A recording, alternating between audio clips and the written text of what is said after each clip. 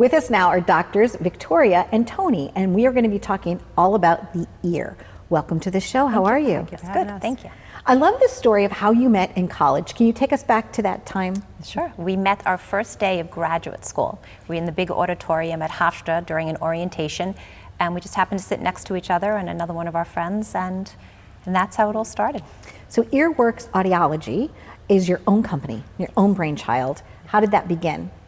So we were both out of graduate school working professionally as audiologists, and we both felt that there was something more that we needed to accomplish, something more that we needed to take care of in our field.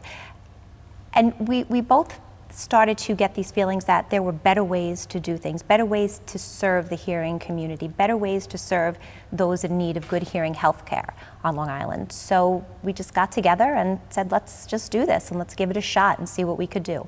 Many of the practices that were already there, they either just sold hearing devices and that was it. And we really liked the testing aspect, the evaluation aspect of our profession. So we merged the two together, and that's how our practice really took off. Do you guys remember being a child and it goes beep? Yes. Raise your hand. Yes, and Beep, nothing's beep. changed since then. And didn't you want to make sure that you got all of them right? Yes. Because I'm an A student. I'm sure you both are, right? So I was like, oh no, did I miss a beep? I started like stressing out, right? So that test is still the same. Still the same. It's painless. You go in, Yep. you listen to the beeps, Yep. and you just kind of measure them. Yep. Yes. But what has changed are the apparatus and the hearing aids and the ways that people can hear better. Correct. Walk us through some of those things. You actually do a custom fitting for every single client. Every single client. Yes, all the needs of everybody that comes in is different. Our staff is trained professionals, actually, in what they do, and each person comes in with a different need and want. And every hearing device, if that's what's needed, is not made for everybody. Okay. So that's where the expertise of the staff comes in and tries to get everybody the device that they need. And we've learned, and our motto has become, hearing better, you live better. And that's really what we've been promoting lately. It's absolutely true, because with so much technology now, whether it's television or film, so much is based upon your ears. Very you know, important. music, everything, a loved one's voice, grandparents calling on the telephone. You want to be able to hear, if you possibly can.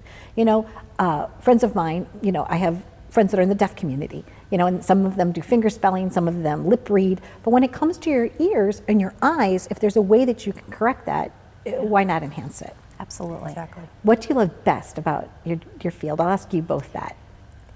Well, so much. Okay. It's so unbelievably rewarding to know that you have made such a difference in someone's life, to have someone come in after their initial fitting and tell you how they enjoyed going to lunch with their grandchild, or they were at someone's wedding and they were able to enjoy conversation, or they were listening to their favorite music again, and just it brought them back to know that they're social and they're engaging in socialization again. It's just incredibly, incredibly rewarding. The little sounds that people don't even realize they miss. We had a patient come in the other day, and she loves to read, and she was for years missing out on the sound of the pages turning. Oh, nice. Oh my gosh. And when she heard that again, she said it was one of the best sounds she's heard in a very, very long time. So How touching. those things, when you have it, I think you take it for granted, and when you lose it, and we can give that back to you, it's a great, rewarding It's feeling. a great feeling.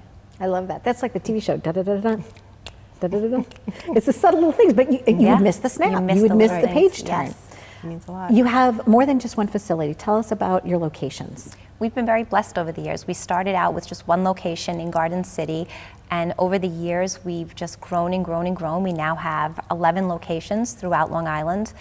We have a staff of 13 doctors of audiology, and we've just continued to be a great provider of hearing healthcare to the community. We've helped thousands, tens of thousands of Long Islanders hear better and in turn live better. And is there a target audience? We talked about that on the phone. Is there a certain age group that you work with, or could it be anyone? It can be anyone, but we really believe hearing care is so important that we start. We start, promoting people to have their hearing checked, obviously, when, since they're children, if you notice any speech delays or anything like that, chronic ear infections. So we are seeing children, but mostly when hearing loss, if it's not due to something that's medical, maybe that, it's genetic, we start to see the hearing loss if you protected your hearing all along the way, pretty much around the 65 and over, maybe 70 and over type of demographic, so that's primarily who we're seeing. There's been a lot of research over the years with a connection between hearing loss and Alzheimer's, dementia. Not saying if you have hearing loss, you're going to develop those issues, but there's a relationship. So we feel promoting hearing healthcare is so important that we welcome patients 55 and over to come to the office for a complimentary hearing screening, just to get a baseline to see where they're at, because it's so important to keep the stimulation to that brain and keep that signal nice and clear. And we find it a way that they can come in. It's, really you're not obligated for anything. It's just a quick screen, pass or fail. You come in, you get to see what that earphones and everything is about. And if you fail, we treat it one way, and if you pass, then you're good for another year and you're on your way. It's funny, just sitting across from you, I had a memory. I actually had tubes in my ears when I was a little girl. Mm-hmm. I totally forgot about it. And then I grew out of it and it fell out. Yeah. And Dr. Rothweiler was my otolaryngologist. Yeah, right? yeah. So it's funny, but you're right. So any age, it's painless to go take a test. And I'm kind of feeling nostalgic. I'll come listen to some of these. Absolutely. Although my children tell me I can hear anything, right?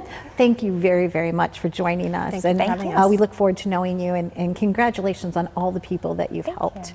Thank you very, very much for being here. Thank you. And you know what? If you are having an issue with your ears, or maybe you're in that age category where you're 50 plus, you might want to go have a hearing test. I'll be raising my hand. Beep.